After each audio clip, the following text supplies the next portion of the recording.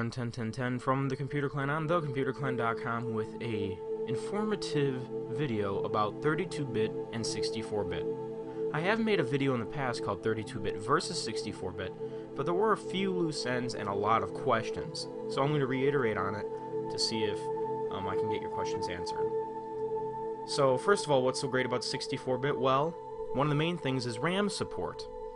32-bit can support 3.25 gigabytes. It's not 4 gigabytes like what some people think, because that's overall system memory. So that includes VRAM and everything else.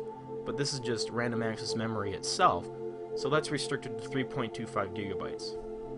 But 64-bit, on the other hand, can support up to 16 exabytes, which is virtually unlimited because no computer has that type of speed, or that RAM amount that they can support on their motherboard. In terms of speed, RAM is obviously faster than a conventional hard disk. So with 32-bit computation, a process is loaded from the hard drive, goes through the CPU, and is usually stored in the RAM to make the system go faster.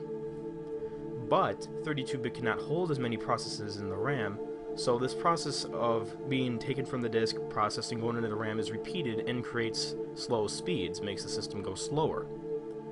So the system needs to go back to the disk to perform the operations, and that's what creates the whole system to have a slow speed, basically.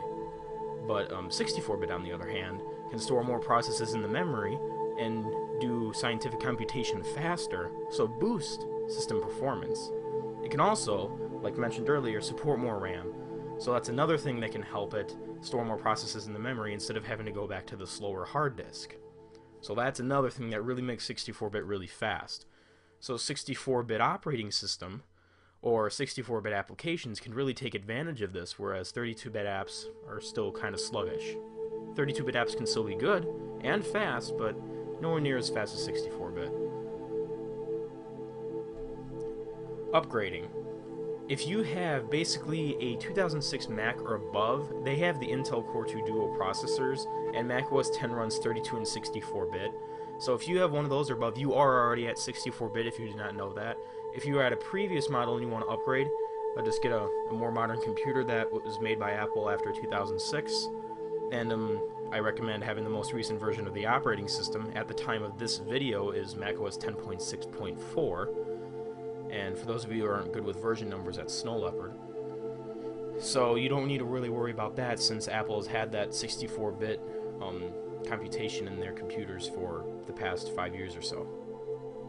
And they also made a big transition to Intel, but that was with the Core Duos originally. And if you have a Core Duo, that is not 64-bit, it's the Core 2 Duo that's 64-bit. On the Windows side of the spectrum, you need a 64-bit copy of Windows and a 64-bit CPU. Example, the Intel Core 2 Duo.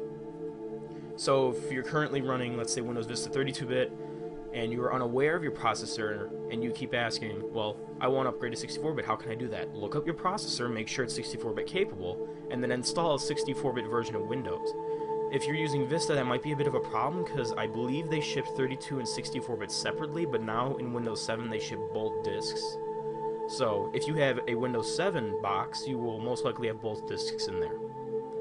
And also another little problem with Windows is compatibility, because some people have games and stuff that really only run in 32-bit, and 64-bit Windows has compatibility problems. So if you're still running 32-bit, be cautious about upgrading, because some of your programs will be incompatible. You will get more speed, but there have been lots of reports about incompatibility, even a few minor ones in Snow Leopard. So just make sure you know what you're doing, because 64-bit, only 64-bit operating systems can have problems, but Mac OS X runs 32 and 64-bit basically seamlessly. So yeah, just make sure you know what you're doing again. Now, this whole thing is basically just a general overview on 64-bit and 32-bit, but as time goes on, the amount of RAM support for 64-bit will increase, and it varies with the type of hardware and operating system you are using. So there's no super defined amount, but it's virtually unlimited for 64-bit RAM support.